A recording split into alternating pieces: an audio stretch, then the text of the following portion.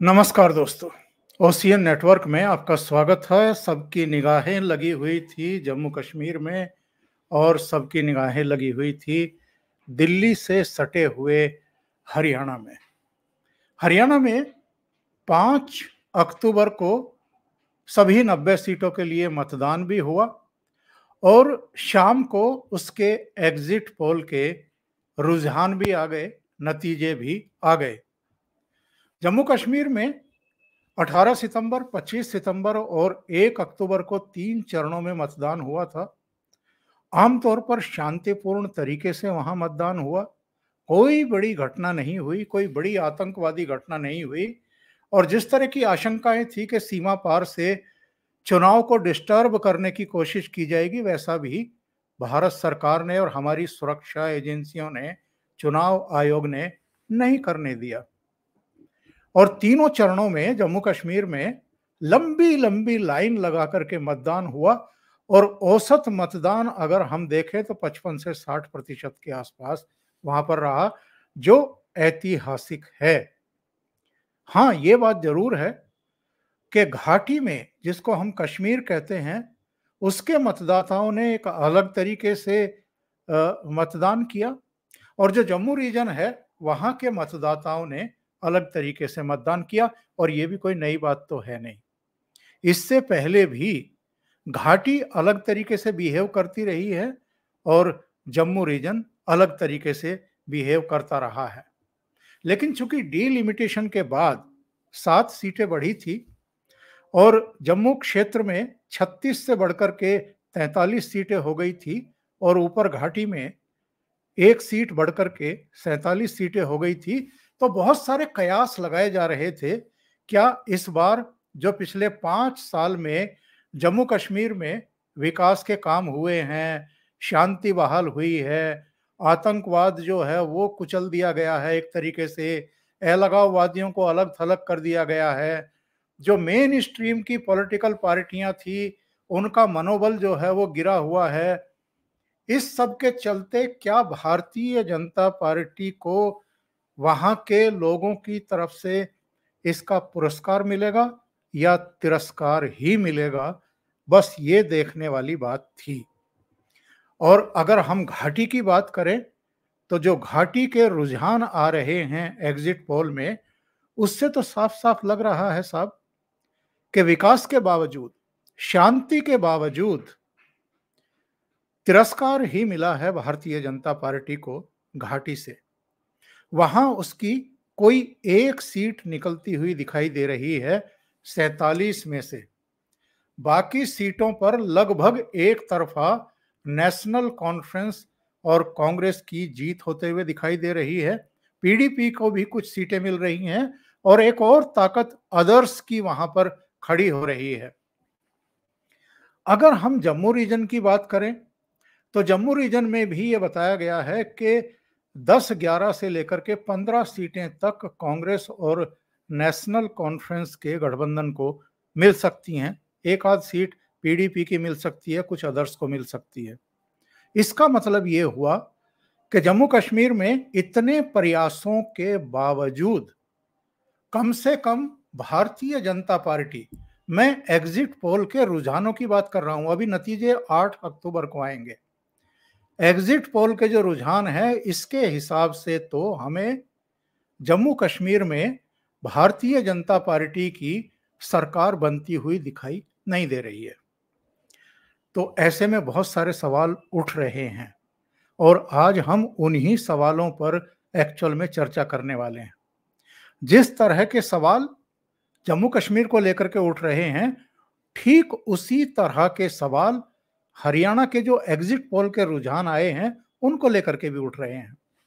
कम से कम मैं दावे के साथ कह सकता हूं कि ओशियन नेटवर्क ने कभी भी हरियाणा को लेकर के कोई लंबी लंबी नहीं फेंकी, किसी तरह के वैसे कयास नहीं लगाए कि जो अब ओशियन नेटवर्क को असहज करने वाले हों।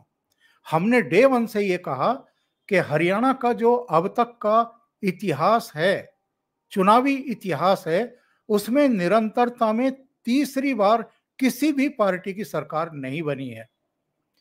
एक बार भूपेंद्र सिंह हुड्डा 2009 में दोबारा बने थे और एक ही बार मनोहर लाल खट्टर 2019 में दोबारा बने थे। हाँ, ये बात जरूर थी कि 10 साल के शासन के बाद 2004 में जब कांग्रेस आउट हुई थी तो उसकी सीटें घट करके केवल 15 रह गई थी। क्या भारतीय जनता पार्टी की भी इतनी ही बुरी हार होने वाली है 10 साल के शासन के बाद? तो मैं कह सकता हूं कि जो एग्जिट पोल के अलग अलग रुझान आ रहे हैं मीडिया हाउसेस के, उसमें भी ये दिखाई नहीं दे रहा है कि भारतीय जनता पार्टी की बहुत बुरी हार हो रही है। भारतीय जनता पार्टी को कुछ लोगों ने, कुछ मीडिया हाउसेस ने 22 से लेकर के 28 सीटें तक दी हैं और कुछ ने तो 34-35 सीटें तक दी हैं। अब जो असली नतीजे आएंगे 8 अक्टूबर को, उसमें साफ होगा कि ये एग्जिट पोल सही हैं या गलत हैं। और ये बात मैं इसलिए कह रहा हूं क्योंकि लोकसभा चुनाव के एग्जिट पोल अभी कुछ ही महीने पहले गलत साबित हो चुके हैं। तो हमें अभी और 3 दिन का इंतजार करना पड़ेगा और असली चुनाव परिणाम क्या रहने वाले हैं ये जरा देखना पड़ेगा। लेकिन सवाल साहब इसके बाद शुरू होते हैं और उन्हीं सवालों पर हम चर्चा करने के लिए बुला रहे हैं सीधे प्रयागराज से अनुपम मिश्रा जी को, और इन पर भी चर्चा करेंगे कि ये परिणाम आए हैं तो क्यों आए हैं। अनुपम जी, बहुत स्वागत है आपका। नमस्कार। नमस्कार सर। अनुपम जी, सबसे पहले तो ये बताइए कि एग्जिट पोल के जो रुझान आए हैं, नतीजे तो नहीं कहना चाहिए, जो रुझान दिखाई दे रहे हैं जम्मू कश्मीर और हरियाणा को लेकर के, भारतीय जनता पार्टी के लिए निश्चित रूप से थोड़े निराशाजनक हैं, एक झटका भी है।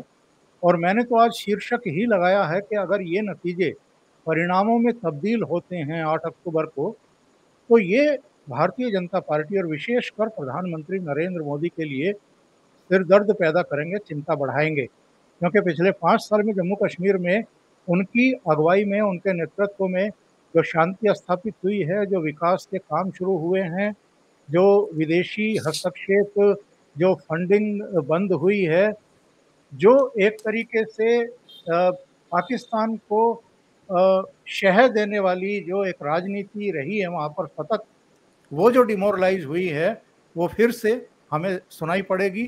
कई तरह की दिक्कतें वहाँ पर शुरू होंगी। और हरियाणा में भी अगर कांग्रेस की वापसी हो रही है 10 साल बाद, तो कई तरह की दिक्कतें अब शुरू हो जाएंगी, जिनको भारतीय जनता पार्टी की सरकार रहते हुए शंभू बॉर्डर पर रोका हुआ है। फरवरी से उनके बॉर्डर खुल जाएंगे, वो हरियाणा होते हुए दिल्ली में आकर के अपना मजमा जमाएंगे, फिर से सिरदर्दियां शुरू होंगी।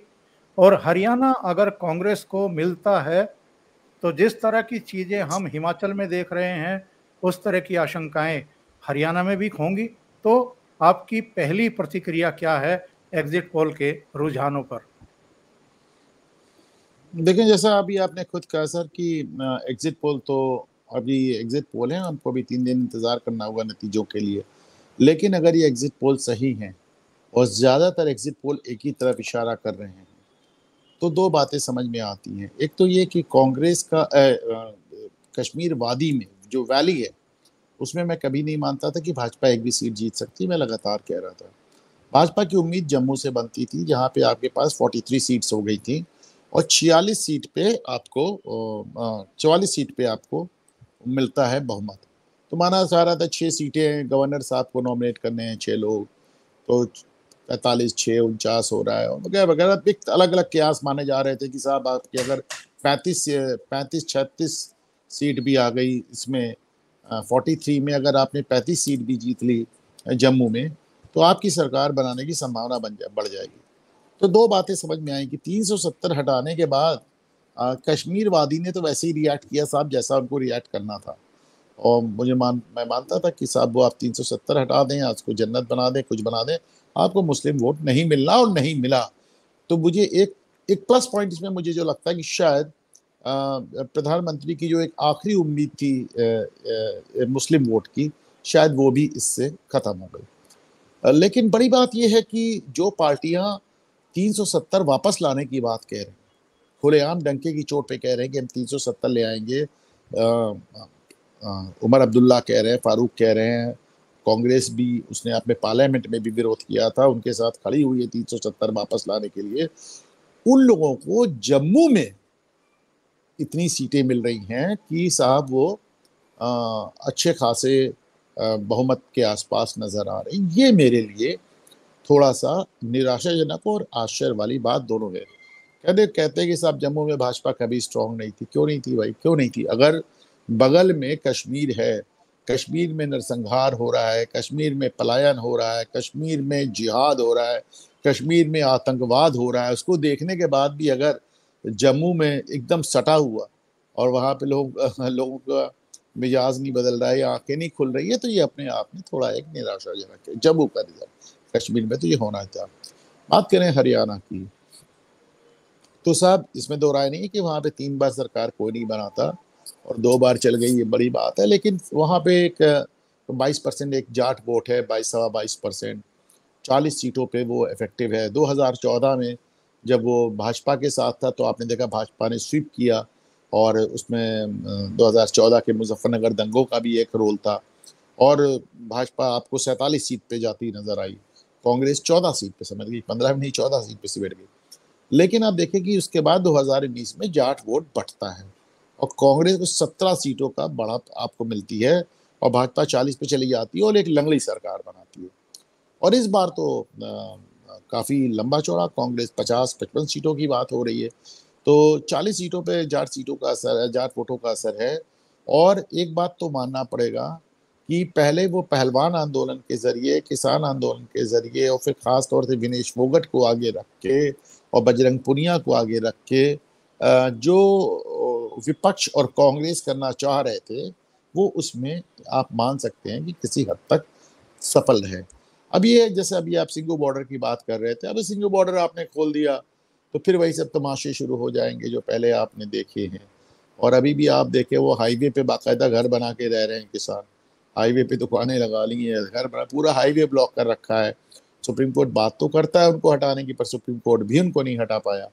तो जाहिर सी बात है कि अब अगर वहाँ पे कांग्रेस गवर्नमेंट आती है तो आने वाले दिन दिल्ली के लिए भी परेशानी के लिए होंगे बहुत ज़्यादा। पंजाब में आम आदमी पार्टी है, हरियाणा में कांग्रेस हो जाएगी, दिल्ली में भी फिर आम आदमी पार्टी आपको ना अभी फिलहाल तो है ही।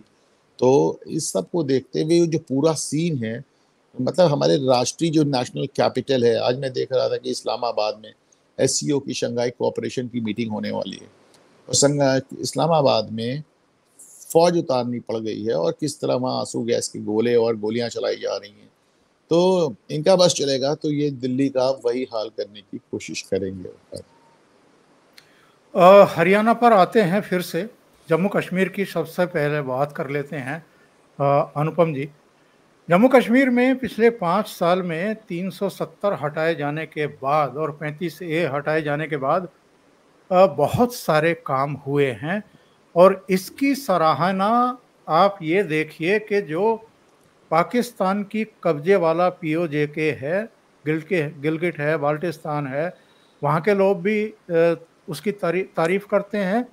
यहाँ तक कि मैं अगर मेन स्ट्रीम मीडिया को छोड़ दूं पाकिस्तान के, तो वहाँ के जो यूट्यूबर हैं, जो सोशल मीडिया पर सक्रिय हैं, वो भी खुल करके इस बात की प्रशंसा करते हैं कि साहब देखिए चेनाब नदी पर कितना ऊंचा पुल बनाया गया है रेलवे के लिए, और बहुत सारे इंस्टीट्यूट्स, मेडिकल कॉलेज और जो आपके दूसरे क्षेत्रों में जो बुनियादी ढांचा है वो खड़ा कर दिया गया है। एक तरफ बिल्कुल बदहाली की स्थिति में पाकिस्तान के कब्जे वाला जम्मू कश्मीर का इलाका है, और दूसरी तरफ जो है ये बदला हुआ जम्मू कश्मीर है, जहां डल झील पर भी अब पर्यटक बहुत आराम से जो है सैर करते हैं, नौका विहार करते हैं, बोट्स में रहते हैं। लाल चौक पर जाकर के तो राहुल गांधी भी रात्रि के समय आइसक्रीम खाते हैं, और जब ये अपनी भारत जोड़ो यात्रा पूरी करके वहां जाते हैं तो भाई बहन बर्फ के गोलों से खेलते हुए दिखाई देते हैं।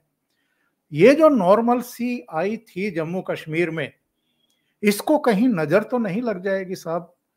क्योंकि अभी तक तो मोदी सरकार और अमित शाह के अंडर में रह करके एलजी के जरिए वहां सारी चीजें हो रही थी, शासन चल रहा था। अब वहां चुनी हुई सरकार काम करेगी, तो इसके खतरे तो नहीं पैदा होंगे जम्मू कश्मीर के लिए?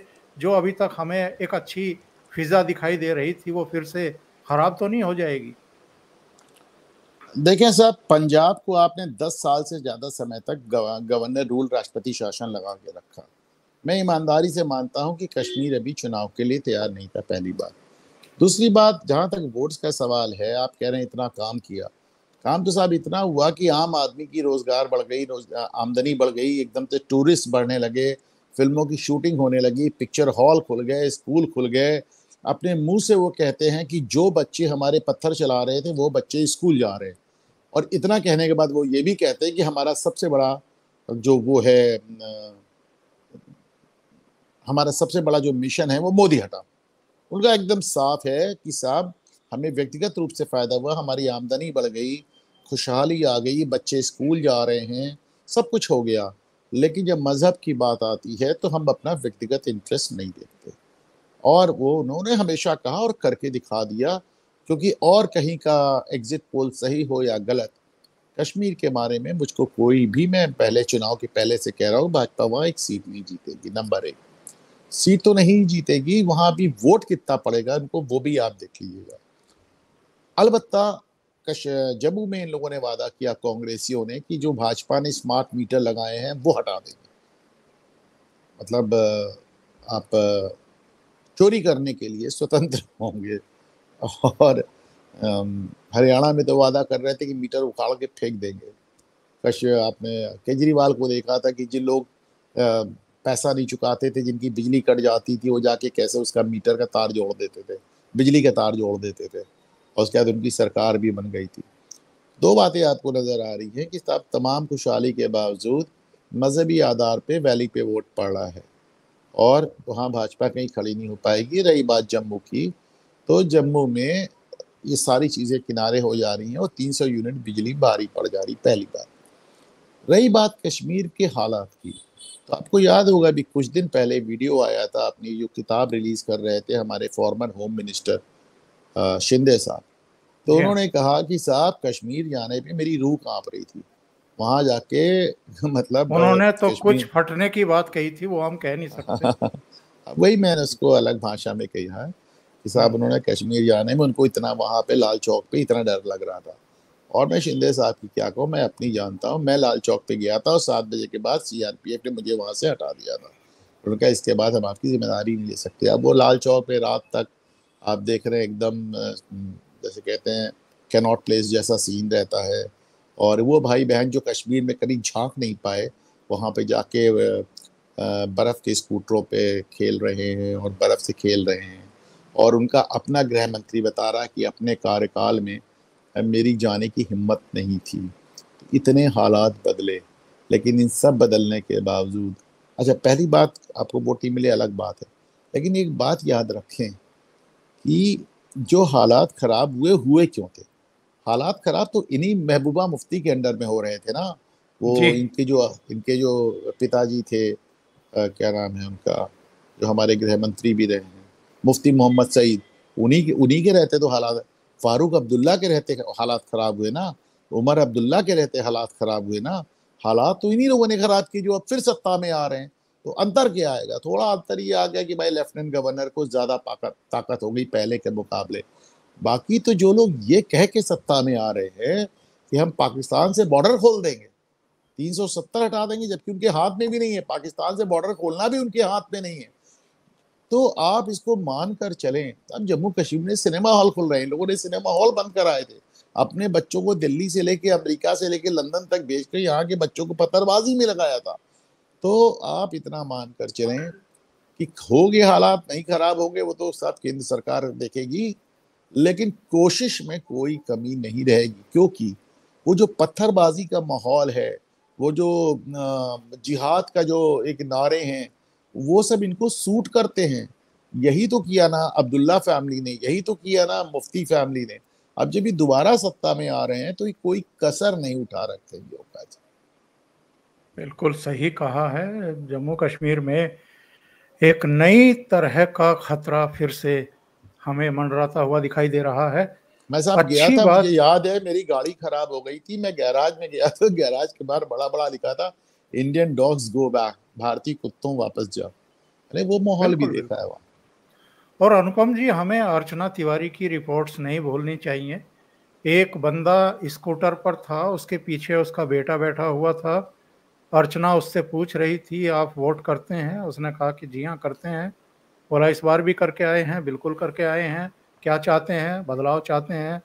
किस तरह का बदलाव चाहते हैं? हंसने लगता है। तो बीजेपी से खुश हैं? कुछ नहीं कहा। इसके बाद जो है फिर ने कहा कि आपके रुख से लग रहा है कि आप बीजेपी से नाराज हैं, मौजूदा सरकार से नाराज हैं। क्या बदलाव नहीं हुए हैं? क्या शांति स्थापित नहीं हुई है? क्या आतंकवादी घटनाएं बंद नहीं हुई हैं? उन्होंने कहा कि सब कुछ हुआ है। बोला कि क्या पहले की तरह अब भी स्कूल बंद रहते हैं, अब भी पत्थरबाजी होती है? ये सब नॉर्मल सी है। आपका बेटा जो है, फिर बेटे से पूछती है कि आप स्कूल जाते हैं रोजाना? बोला हाँ जा रहा हूँ। तो बोला देखिए, आपका बेटा तो कह रहा है कि वो रोजाना स्कूल जाने लगा है, फिर भी आप जो है वो बदलाव चाहते हैं। किस तरह का बदलाव चाहते हैं? मतलब पत्थरबाजी फिर से होने लगे, फिर से आतंकवाद होने लगे, और उसके बाद वो स्कूटर को स्टार्ट करता है और निकल लेता है। तो ये जो माइंड सेट है साहब, ये जो जहर बोया गया है, ये जो उनको समझाया गया है, सीमा पार से तो सब चलता ही है, लेकिन यहाँ भी जो लोग बैठे हैं, महबूबा मुफ्ती नसरुल्लाह के मारे जाने के बाद अपने चुनाव के कार्यक्रम रद्द कर देती है। फारूक अब्दुल्ला अपने घोषणा पत्र में कहते हैं हम 370 वापस लाएंगे, हम 35 से वापस लाएंगे। पाकिस्तान का एक मंत्री कहता है कि जो हमारा एजेंडा है वो तो फारूक अब्दुल्ला और कांग्रेस पार्टी लागू कर रहे हैं जम्मू कश्मीर में। और उसी का नतीजा आप देखिए कि घाटी में क्या होता हुआ दिखाई दे रहा है। देखिए साहब, मैं आपको जम्मू कश्मीर के जो गवर्नर्स रहे हैं, मैं उनकी लिस्ट पढ़ के सुनाता हूँ, जरा सुने। बहुत बड़ा मैसेज है यहाँ, कांग्रेस सरकार भी जो कर रही। पहले करण सिंह थे, आपने देखा है 65 से 67 तक। उसके बाद भगवान सहाय तो आईसीएस हुआ करते थे, एल के झा आईसीएस हुआ करते थे, बी के नेहरू आईसीएस हुआ करते थे, जगमोहन मल्होत्रा आईएएस। उसके बाद जनरल के वी कृष्णा राव आ गए फौज से। उसके बाद फिर जगमोहन मल्होत्रा आ गए आईएएस, फिर गिरीश चंद्र सक्सेना आईपीएस, फिर जनरल के वी कृष्णा राव फौजी, उसके बाद गिरीश चंद्र सक्सेना आईपीएस, फिर लेफ्टिनेंट जनरल एस के सिन्हा फौजी, फिर एन एन वोहरा आईएएस।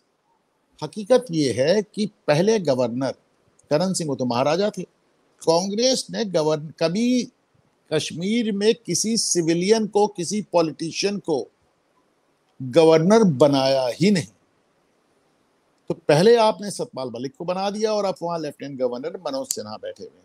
आपने दो दो पॉलिटिशियन वहां दिए। बहुत सोच कर देखें, 1965 से लेके अब तक वहां जितने गवर्नर हुए हैं, या वो फौजी हुए हैं, general, lieutenant general, IAS, ICS और IPS, all of them, no exception, कोई अपवाद नहीं। वो शुरुआती एक करण सिंह जो महाराजा, वो भी महाराजा को छोड़। तो माय पॉइंट इज कि आखिर क्या बात है कि वहां सिर्फ फौजी और पुलिस अधिकारी और आईएएस अधिकारी ही जा रहे थे गवर्नर।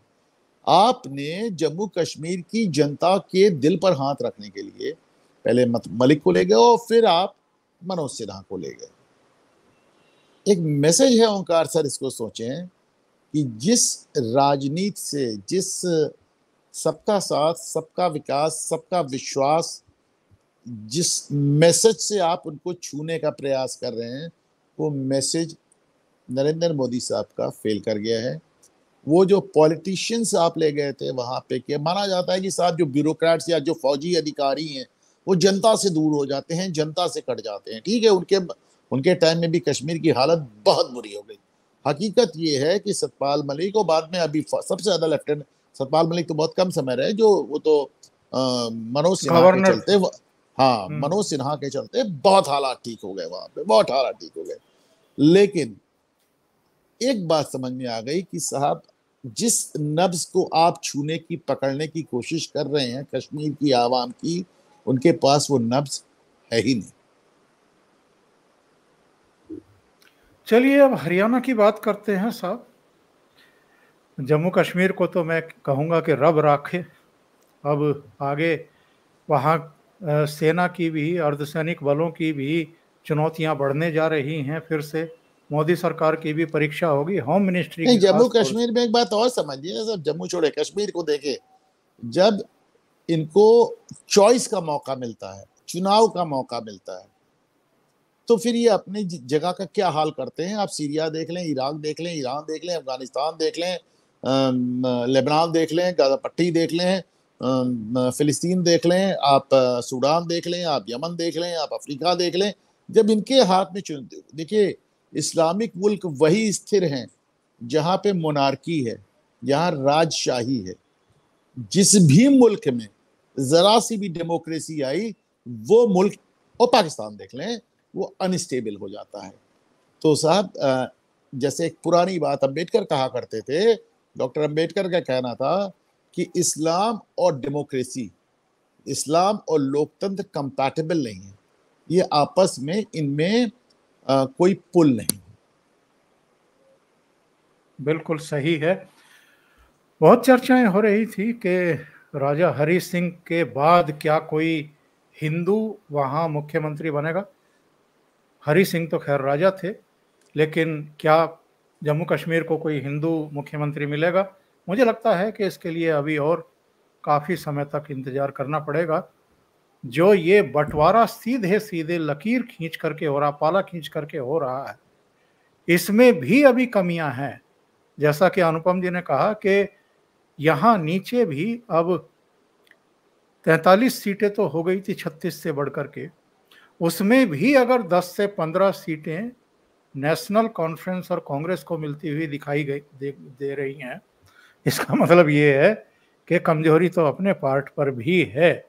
यहां से अगर मजबूती नहीं मिलेगी भारतीय जनता पार्टी। कमजोरी साहब, कमजोरी सिर्फ वोटर्स के ही पार्ट पर नहीं है। हम शायद वोटर्स को, सरकार वो मैसेज भी नहीं दे पाई कि ये सरकार हिंदुओं की है।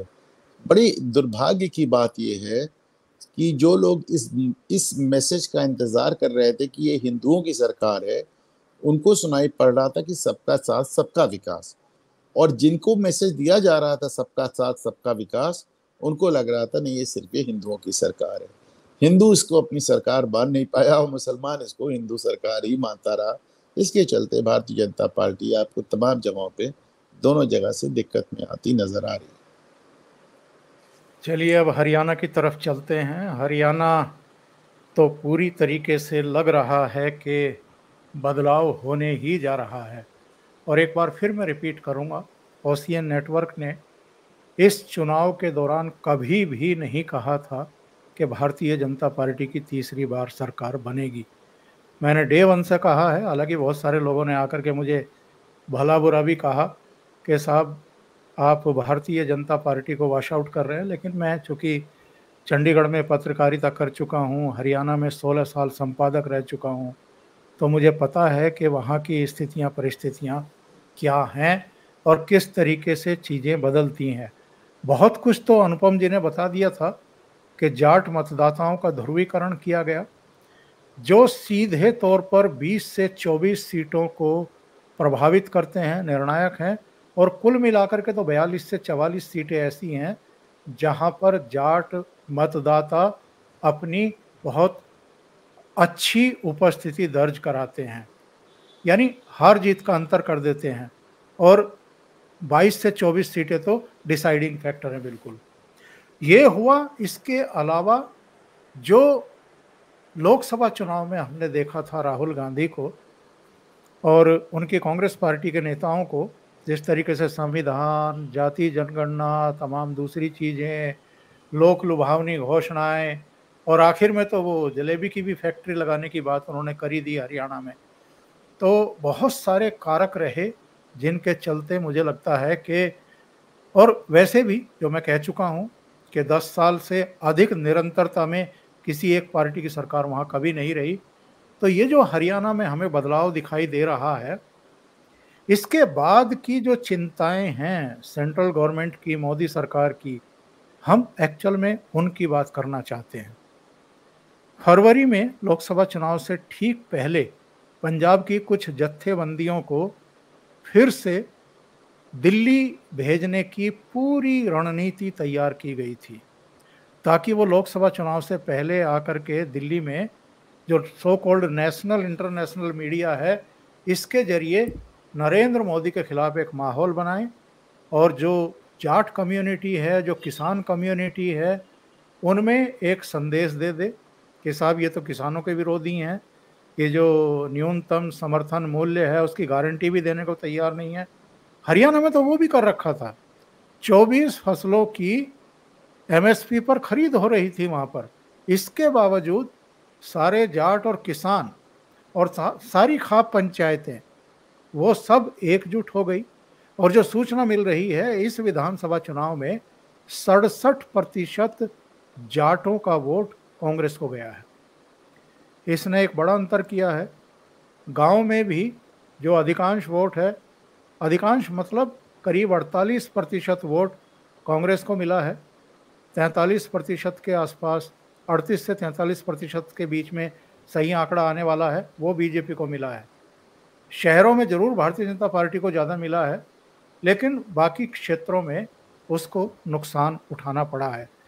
तो किस तरह के खतरे आप देख रहे हैं इस समय हरियाणा के हवाले से? केंद्र को किस तरह की चुनौतियां मिलने जा रही हैं? और ये आंदोलनजीवी जो अभी तक पंजाब बॉर्डर पर रोके रखे थे, जाहिर है अब उनके बैरिकेड भी खुल जाएंगे, वो दिल्ली आएंगे, यहाँ रोज रोज हंगामे होंगे, रोज रोज आंदोलन होंगे, रोज रोज सभाएं होंगी, और हरियाणा से आसानी से भीड़ जुटाई जा सकेगी। नहीं, डेफिनेटली। और आपने देखा था किसान आंदोलन भी आपने देखा था, वो तो बाकायदा अब जैसे पंजाब में ही आप देख लीजिए, इतने समय से वो हाईवे कब्जा किए बैठे हैं, और आम आदमी पार्टी सरकार बजाय उनको हटाने की बात करने की, उनको और इनकरेज करती है, उनको दूध दही मट्ठा सप्लाई करती है। साहब क्या कहा जाए। और मेरा अपना मानना है कि जो अभी आप बात कर रहे थे कि जाटों की, तो मैं भी लिस्ट देख रहा था ओंकार सर कि मतलब एक शुरुआत में एकदम 1966 में भगवत दयाल शर्मा छोड़ दीजिए, और बीच में एक बनारसी दास गुप्ता छोड़ दीजिए, तो सब जाट ही तो मुख्यमंत्री होते आए हैं वहाँ पे। जी हाँ। भजन लाल विश्नोई भी तो अपने आप को जाट ही कहते थे, तो वहाँ हाँ, वो नॉन जाट मुख्यमंत्री। हाँ, तो अब थे नहीं थे हम नहीं जानते, लेकिन रोहतक में वो अपने आप को जाट कहते मैंने देखा। बहरहाल तो सारे आप देखिए सब ये जाटों के नाम हैं, बंसी लाल, देवी लाल, भजन लाल, देवी लाल, ओम प्रकाश चौटाला, हुकुम सिंह फोगट, भजन लाल विश्नोई, ओम प्रकाश, भूपिंदर सिंह हुड्डा। तो एक ये जो नरेंद्र मोदी साहब ने एक एक्सपेरिमेंट किया, क्योंकि मोदी के नाम पे इस कदर दीवानगी थी और इस कदर वोट पड़ रहा था, कि उन्होंने एक एक्सपेरिमेंट किया कि साहब मैं हरियाणा को एक नॉन जाट मुख्यमंत्री दूंगा, एक ऐसा मुख्यमंत्री दूंगा जो जाट नहीं होगा। तो पहले उन्होंने मनोहर लाल खट्टर को दिया, और उसके बाद उनको 9 साल तक चलाने के बाद वो नायब सिंह सैनी को लेके आ गए।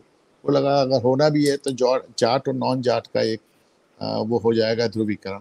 तो ये एक्सपेरिमेंट जो वो चाह रहे हैं, जिस तरह के वो कर रहे हैं, उसको भी कहीं ना कहीं एक आपको चोट, जैसे उत्तर प्रदेश में जमाने बाद उन्होंने एक समर्ण मुख्यमंत्री दिया, क्षत्रिय मुख्यमंत्री दिया उनको, उनकी जात के लिए योगी आदित्यनाथ को उनकी जात के लिए आप देखते हैं लोग निशाना बनाते रहते हैं लगातार, लेकिन उन्होंने दिया। और महाराष्ट्र में उन्होंने गैर मराठा मुख्यमंत्री दिया, तो जहां मराठा होने वहां गैर मराठा, जहां जाट होना चाहिए वहां गैर जाट, जहां ओबीसी राजनीति है वहां सवर्ण। तो ये मोदी साहब के एक्सपेरिमेंट्स उन्होंने किए थे जो शुरुआती तौर पे सफल थे, और तब तक सफल थे जब तक सिर्फ और सिर्फ मोदी के नाम पे वोट पड़ रहे थे।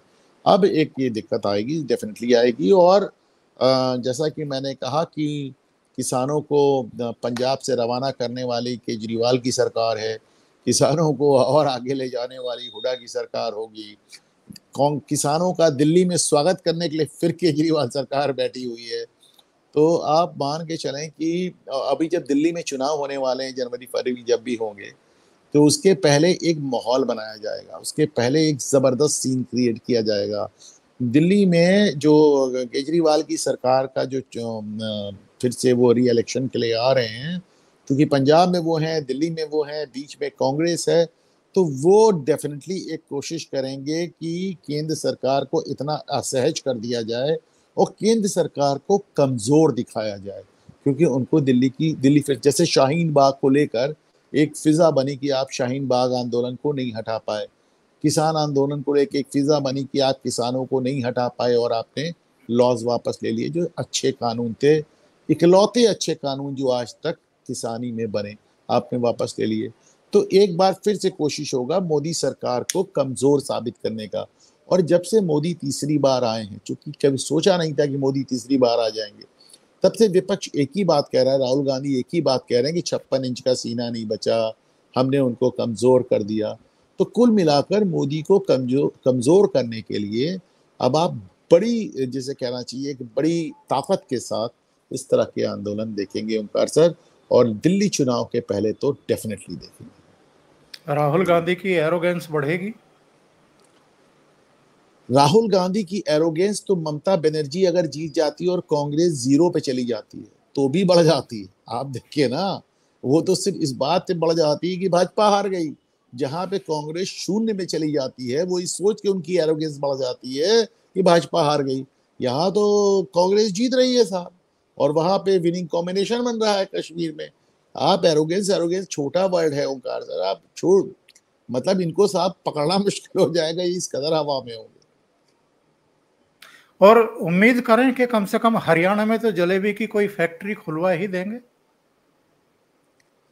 हरियाणा में फिर समझिए, हरियाणा में राहुल गांधी कुछ है ही नहीं। हरियाणा मतलब हुड्डा। आप देखे ना कि राहुल गांधी चाहते थे शैलजा को टिकट देना, सोनिया गांधी चाहती थी, हुड्डा ने कहा नहीं देंगे तो नहीं दिया, खत्म, बात फिनिश। आप देखें राहुल गांधी जहां कहीं भी कांग्रेस जरा सी मौजूद है, राहुल गांधी अपने क्षेत्रीय अध्यक्ष के सामने झुक जाते हैं। सिद्धारमैया उनका रोल नहीं लेते, हुड्डा उनको कहता मैं हूं जो मैं कह रहा हूं। राहुल गांधी के पास कोई ऑप्शन नहीं। जहां भी कांग्रेस जरा सी ताकतवर है, वहां पे जो कांग्रेस के अध्यक्ष हैं, जो कांग्रेस के नेता वो राहुल के सर पे चढ़े हुए हैं, आप इसको समझ लीजिए। वो तो यूपी जैसे हैं जहां पे 2% कांग्रेस वोट है, जिसको चाहो बना दो, जिसको चाहो हटा दो। देखिए विपक्ष आपका, मतलब सरकार आपका लोड लेती नहीं। आपके जो इंडी गठबंधन के साथी हैं, ममता आपका लोड लेती नहीं। अखिलेश यादव के साथ आपकी किस तरह की बदजुबानी हुई है आपने देखा है। तेजस्वी यादव राहुल गांधी से मिलते ही नहीं। केजरीवाल ने राहुल गांधी के साथ क्या किया ये हम सब ने देखा है। ये मतलब जितने आपके इंडी गठबंधन के साथी वो आपका लोड नहीं लेते, सरकार आपका लोड लेगी क्यों। और जहां जहां कांग्रेस, फिर वो कर्नाटक हो, अब चले जाइए केरल देख लीजिए, वायनाड जहां से आप चुनाव लड़ते हैं, जहां आप प्रियंका भेज रहे हैं, वहां पे वामपंथी दल आपसे कह रहे हैं कि वायनाड छोड़ो। और तो और वहां से मुस्लिम लीग भी कह रही है आपसे कि वायनाड छोड़ो, ये हमारी सीट है, तुम क्यों लड़ोगे, यहाँ पे इतना 50% मुसलमान है। तो आपके सहयोगी आपका लोड नहीं लेते, आपके इंडी गठबंधन के लोग आपका लोड नहीं लेते। और जहां जहां कांग्रेस, आपको याद होगा किस तरह कैप्टन अमरिंदर सिंह ने कहा था कि मैं पंजाब जीत लूंगा, राहुल गांधी यहाँ बसना है, और उन्होंने जीत के दिखा भी दिया। वो अलग बात है कि बाद में आपने अमरिंदर सिंह को ही चलता कर दिया। अब यहाँ जो पंजाब कांग्रेस है वो एकदम चूहे बिल्ली का खेल हो गई है सिद्धू और चन्नी के बीच में। हाँ, तो आप वहां पे हाल देख लीजिए। तो कोई आपको आपने कहा था छत्तीसगढ़ में कि 2.5 साल के लिए बघेल बन जाएंगे मुख्यमंत्री, और 2.5 साल के लिए वो सिंहदेव बन जाएंगे। 2.5 साल के बाद बघेल ने इनकार कर दिया, राहुल गांधी उसका कुछ नहीं कर पाए। इसी तरह आप यहाँ पे भी 2.5 साल का फॉर्मूला लेके आए यहाँ सिद्धारमैया के लिए, तो सिद्धारमैया को मानना था नहीं, और ये बात डीके शिव कुमार को मालूम थी। हमको ये बात नहीं भूलनी चाहिए कि सिद्धारमैया पे जो भ्रष्टाचार का मुकदमा चल रहा है और जिस महकमे के तहत चल रहा है, जिस महकमे से कागज लीक हुए हैं, वो महकमा डीके शिव कुमार के पास है। तो डीके शिव कुमार को भी ये बात मालूम है कि राहुल गांधी की बात सिद्धारमैया नहीं मानेंगे। हाँ, तो जो भी इनके क्षेत्र, जहां पे भी कांग्रेस जरा से भी स्ट्रांग है, वो राहुल गांधी को ठेंगा दिखा देते हैं, जो भी क्षेत्रीय छत्र पे। अब वो यूपी में जहां 2% वोट है, आप चाहे अजय राय को बना लीजिए, चाहे जिसको बना लीजिए, चाहे जैसे बना लीजिए। हकीकत ये है कि विपक्ष में, मतलब इनके दूसरी पार्टी तो जाने दें, इनके इंडी गठबंधन में कोई राहुल गांधी सीरियसली लेने को तैयार नहीं है, और कांग्रेस के अंदर राहुल गांधी को कोई सीरियसली लेने को तैयार नहीं है। आपको क्या लगता है कि राहुल गांधी की वजह से कांग्रेस जीत रही है वहां पे? आपको क्या लगता है कि राहुल गांधी हरियाणा में कांग्रेस को जिता रहे हैं, यहाँ तक कि इनको तो उमर उमर उमर अब्दुल्ला ने ये तक कह दिया कि आप कश्मीर मत आया कीजिए, जम्मू जाओ जहां पे तुम्हारा काम है, तुम कश्मीर क्या करने आते हो। बाकायदा उसने बयान दे दिया कि इनको जम्मू पे फोकस करना चाहिए। ये तो आपका हाल है। तो इनकी वजह से क्या कर्नाटक जीत गया? क्या इनके भाई डीके शिव कुमार की मेहनत थी।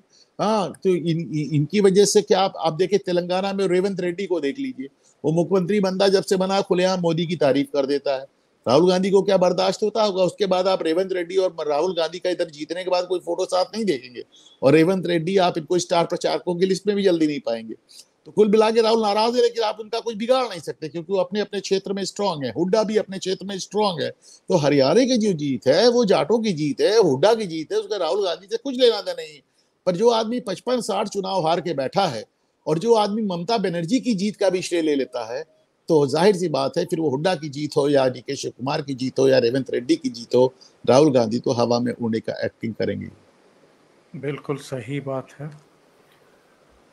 अब झारखंड और महाराष्ट्र में भी चुनाव हैं और दिल्ली में भी फरवरी तक चुनाव होने हैं।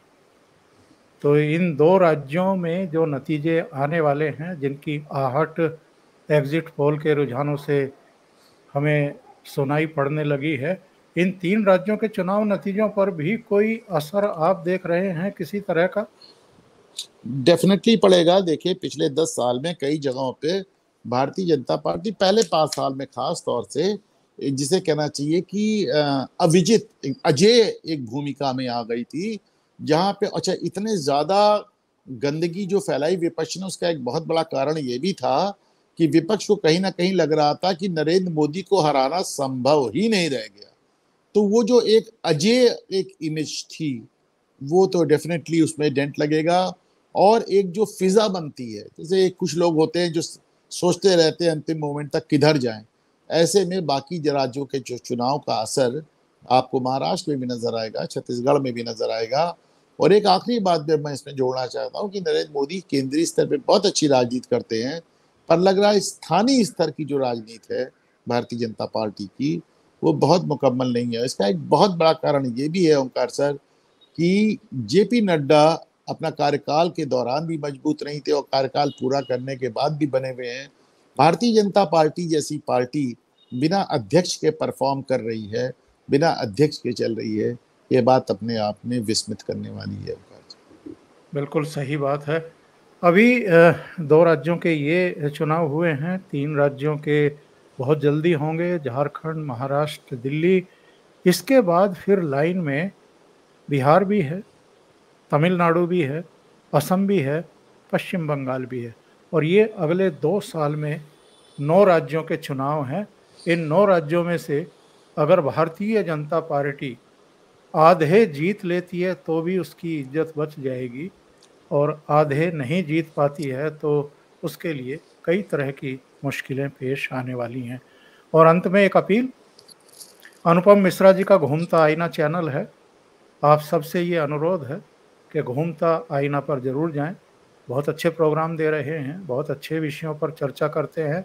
सब्सक्राइब भी करिए और उसको भी ज़रूर देखिए।